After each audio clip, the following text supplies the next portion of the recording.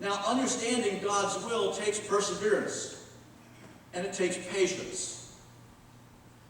Thirdly, I want you to accept the future.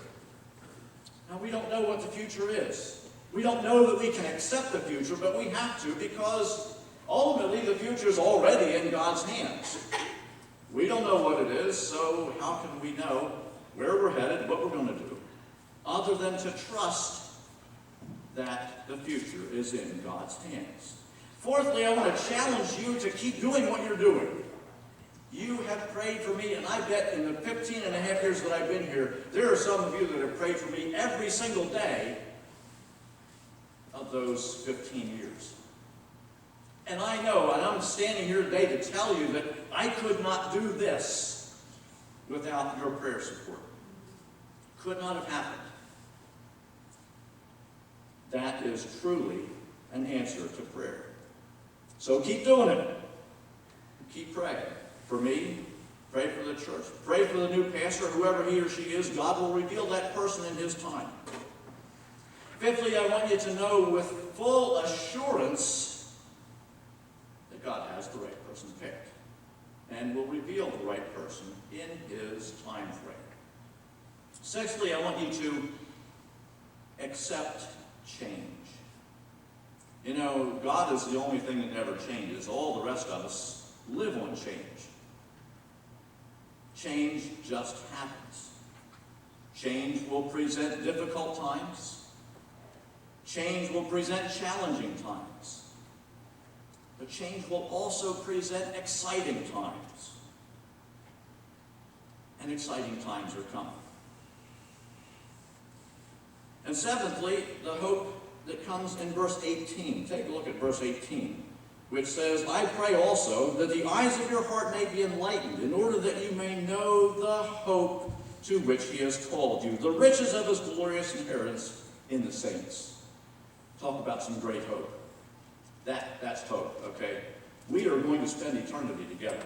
So you know what? I'm not really leaving the trial. I'm kind of leaving the church, but this is not a permanent goodbye. We, everybody who believes in Jesus Christ as Lord and Savior, we're going to spend eternity together. Now, if you haven't gotten tired of me in the last 15 years, wait till that happens.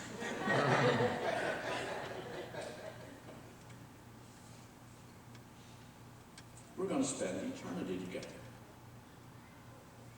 The same God who showed his power by raising Jesus from the dead, by exalting Jesus, by setting Jesus at his right hand in the heavenly kingdom, and giving him power and authority and dominion, that same God will raise us up also.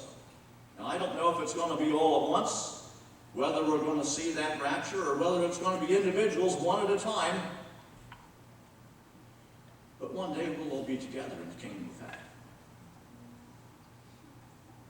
And then God appointed Jesus to be the head of the church. Remember that. Please remember that. Jesus Christ is the head of the church, not me, not the pastor, not whoever the next pastor is, not whoever comes to fill in until the next pastor is revealed. Jesus Christ is the head of the church. You guys have a good handle on that. Don't lose it. The church is his true love. The church ultimately will be his bride in the kingdom of heaven. I'll be gone, but Jesus will remain. Okay, I said I was going to go back and relive some moments about the last 15 years. When I was installed as pastor that one Sunday in the fall of 2007, Pat and Beth Ann and Butterfly sat out here. Remember that? Pat and Beth Ann and Butterfly sat up here, and Butterfly the puppet said, oh, and today is a great day. We have a new pastor. Pastor Scott is going to stay here forever. Well, that was one of those moments that I really wanted to hold back the hands of time, because I knew that this day would come. Roger Whittaker sang a song back in the late 70s or early 80s called The Last Goodbye. And I want to recite the words of that song for you because, remember, this is a love song, but it's one also that I believe applies to our relationship as a pastor in a congregation. They say when you gain a lover, you begin to lose a friend. That the end of the beginning is the beginning of the end. They say the moment that you're born is when you start to die. And the first time that we said hello began our last goodbye. We know each summer's coming means that winter's waiting there, and gold would not be precious if we all had gold to spare. You only know how low is low the first time that you fly, and the first time that we said hello began our last goodbye. If I could live forever, it is certain I could never know another single second so sublime. That moment of our meeting, when our hands first touched in greeting, how I wanted to hold back the hands of time. When they begin the overture, they start to end the show. It controls everything. When you said, I'll never leave Them you, up and you meet now. then I knew that you would go. The sound of our laughter is now echoed in a sigh, and the first time that we said hello began our last goodbye.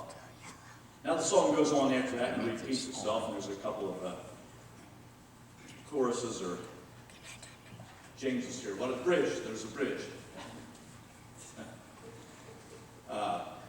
But you get the point. The point is, today is inevitable. It had to happen. But it's not really goodbye. I'm not leaving town. I'm not leaving planet Earth. We're not moving away. I'm not changing my phone number. My Facebook page will still stay the same.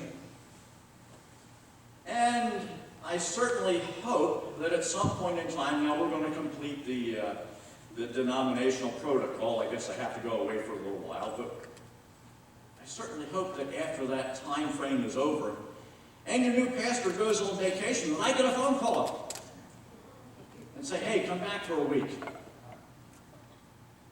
I hope that happens. It's going to happen already. I've been approached. We were at the disaster relief auction yesterday.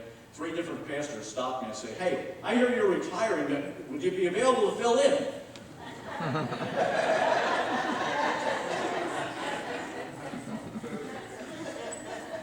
I said, my grave isn't even open yet. Don't jump in.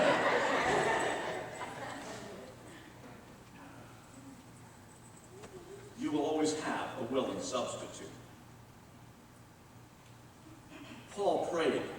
Paul praised the church. He praised the church for being dedicated to Jesus Christ. Don't ever lose that. He praised the church for becoming self-sustaining. Paul wrote this letter to the Ephesus church from a different location, probably from prison. He wasn't there when he wrote it. And thirdly, Paul praised the church that they could continue successfully without him. So today, I'm not really saying goodbye. I'm merely switching hats. So what I've done is, can you see that? It says pastor, if anyone can't see it. So for the last 15 years, I've worn this hat. I've worn it proudly. I have been, you folks have been so great. You invited me into your homes. You invited me into your families. There were births that we celebrated. There were birthdays. There were baby dedications that we celebrated. There were weddings and anniversaries. There were special moments. There were graduations from kindergarten all the way up to postgraduate schools and everywhere along the line. We celebrated all kinds of things together. And funerals. Too many of them. And you welcomed me into your hearts and into your homes. I became a part of the family. Now, that became particularly difficult during funeral times because you invited me in to become part of the family. And the family was mourning, and I got to become a part of the family for the days between the death and the funeral. And I was grateful for that. I got to laugh. I got to mourn. I got to be as much a part of the family as any blood relative was.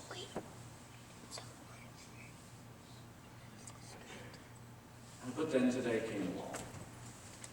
So now,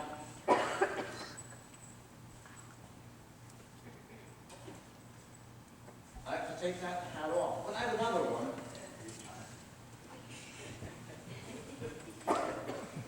This one, if you can't see it, this one just says friend. Now, this one probably should be tattered and torn because I feel like I've been your friend all along, as well as your pastor, and it's kind of hard to wear two hats at the same time.